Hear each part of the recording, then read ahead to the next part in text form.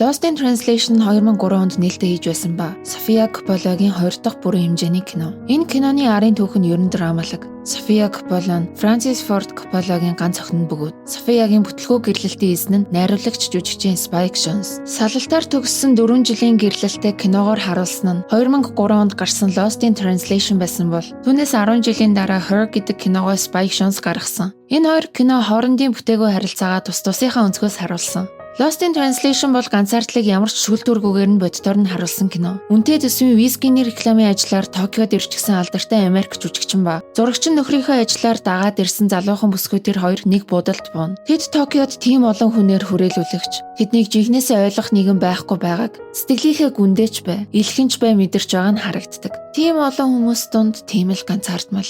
Тиймгээд өөрсдийнхөө мэдрэмжийг хажуудаа байгаа нэгэндээ хилчгэж чадахгүй тийм л ойлгомжгүй. Өрөөндөө өөрийнхөө нөхөртэй хамт хэвтэж байгаа мөртлөө л өөрт нь хүрч чадахгүй хэмжээний алс хол байгаа юм шиг санагдах. Өөрийнхөө удаан анилсан их нэртэйгээ уцаар ярих мөртлөө л өөрийг нь танихгүй өнгөц сүнтэй ундууцсан ярьж байгаа юм шиг санагдах. Өөрсдийг нь ойлгох хүн олдохгүй тийм л ганцаардмал сүнснүүд хаа байсан Токиод тарчсан нь тэдний харилцааны эхлэл болж байгаа юм шиг. Насны зөрүүг нь харуулах романтиклаад байхад тэмч тохиромжгүй. Гэтэ яг энэ насны зөрүүн дээр л найруулагчийн хэлэх гээдсэн хувийн санаа гарч ирж болох байх.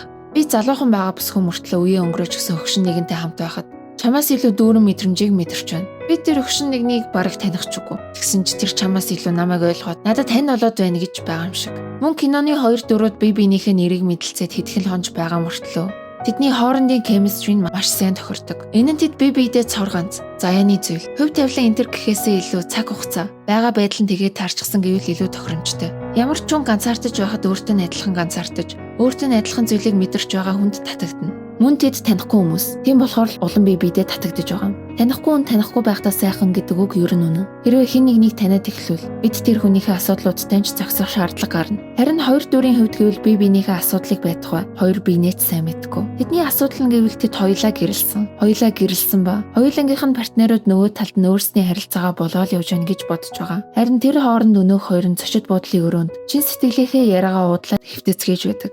Би бинийгээ хүсэж өөрийн болгож чадахгүй. Цаашлаад өөрөө бүхнийг орхиод очичхад чадхааргүй дунд нь гацчихсан болохоор л уламдаас ч улам хорогдож байгаа юм.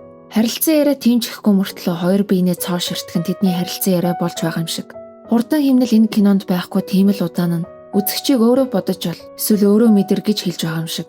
Киноны төгсгөл нь тэд олны дунд салах ёсоо хийдэг ба эрэгтэй нэмэгтэй хийж чихэн чивнэж буй үгийг үзэгчдэд сонсгуулдаггүй. Эхэндээ юу гээд байгаа юм бол мэдчихюмсан гэж бодож байсан ч яг үнэндээ юу ч гэж хэлсэн бай тэр нь огт чухал биш байсныг ойлгосон. Учир нь юу ч гэж хэлсэн тэдний харилцаа цааш нь явахгүй гэдэг нь нэгэн ойлгомжтой болсон. Харин тэд нөгөө талаараа итгэл олж авсан байж болно. Киноны эхэнд хоёулаа ямар нэг объект дотор гүнгэлжчихсэн төрхтэйгээр байсан бол киноны төгсгөлд олны дунд хөнгөн гүнхтэй, магадгүй асар гүнхтэй ч цааш нь даваад амьдарчхаж чадна гэсэн итгэлтэйгээр бие биенээсээ холдон салж байна. Тийм олон хүн дунд уусан одож би үзэгдэл.